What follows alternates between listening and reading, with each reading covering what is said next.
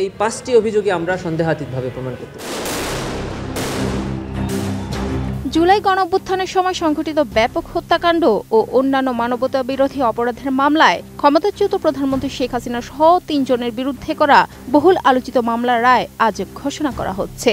বিচারপতি মোহাম্মদ গোলাম মর্তুজা মজুমদার নেতৃত্বে 3 সদস্যের আন্তর্জাতিক অপরাধ ট্রাইব্যুনাল 1 এ রায় দেবেন। দীর্ঘ তদন্ত, রাজনৈতিক অস্থিরতা এবং দেশজুড়ে নজিরবিহীন সহিংসতার প্রেক্ষাপটে এই মামলার রায়কে ঘিরে জনমনে তৈরি হয়েছে ব্যাপক আগ্রহ ও উত্তেজনা। আইন অনুযায়ী রায় ঘোষণার পর দণ্ডপ্রাপ্ত গ্রেফতার আসামিরা 30 দিন বা 1 মাসের মধ্যে আপিল করতে পারবেন। একই সময়সীমার মধ্যে রাষ্ট্রপক্ষ চাইলে আপিল বিভাগে যেতে পারবে। তবে পলাতক আসামিদের ক্ষেত্রে বিধান ভিন্ন। এই মামলার 2 আসামি শেখ হাসিনা ও তৎকালীন স্বরাষ্ট্রমন্ত্রী আসাদুজ্জামান খান এখনো পলাতক। তারা আদালতে আত্মসমর্পণ না করলে আপিলের সুযোগ পাবেন না বলে স্পষ্ট করেছেন প্রসিকিউটর গাজী মনোয়ার হোসাইন তামিম। তিনি আরও বলেন, ফৌজদারি কার্যবিধিতে জামিনের ক্ষেত্রে নারী, অসুস্থ, কিশোর বা শিশু এসব শ্রেণীকে অগ্রাধিকার দেওয়া হলেও রায় প্রদানের ক্ষেত্রে নারী পুরুষের জন্য বিশেষ কোনো সুবিধা নেই। ট্রাইব্যুনাল আইনেও নেই আলাদা কোনো বিধান, অর্থাৎ আসামি নারী হোক বা পুরুষ, অপরাধের গুরুত্ব বিবেচনাতেই শাস্তি নির্ধারিত হবে।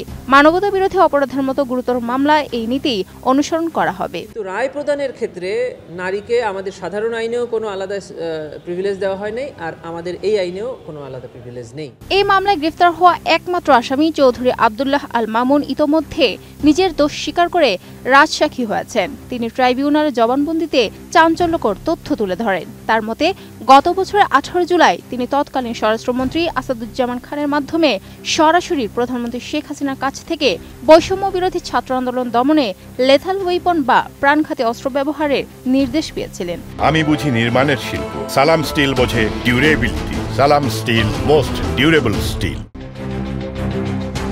তদন্ত প্রতিবেদনে এই অভিযোগেরই সমর্থন মিলেছে। সেখানে বলা হয়েছে, 2024 সালে জুলাই-আগস্ট মাসে শেখ হাসিনার নির্দেশে মারণাস্ত্র ব্যবহার করে নিরীহ নিরস্ত্র প্রায় 1,500 ছাত্র জনতাকে হত্যা করা হয়। শুধু তাই নয়, ওই সময়ের অভিযানে অন্তত 30,000 মানুষ আহত হয়েছিলেন, যা বাংলাদেশের রাজনৈতিক ইতিহাসে এক ভয়াবহ জাতীয় ট্র্যাজেডি হিসেবে ধরা হচ্ছে। বিশেষজ্ঞদের মতে, স্বাধীনতার পর মানবতা বিরোধী অপরাধ বিচারের 2য় দফার এই প্রক্রিয়া নতুন এক আইনি মানদণ্ড তৈরি করাচ্ছে। রায় ঘোষণার দিনে আদালত পাড়া ও সারা দেশে জারি করা হয়েছে কড়া নিরাপত্তা ব্যবস্থা। Sadia Siddiqua, ATN news.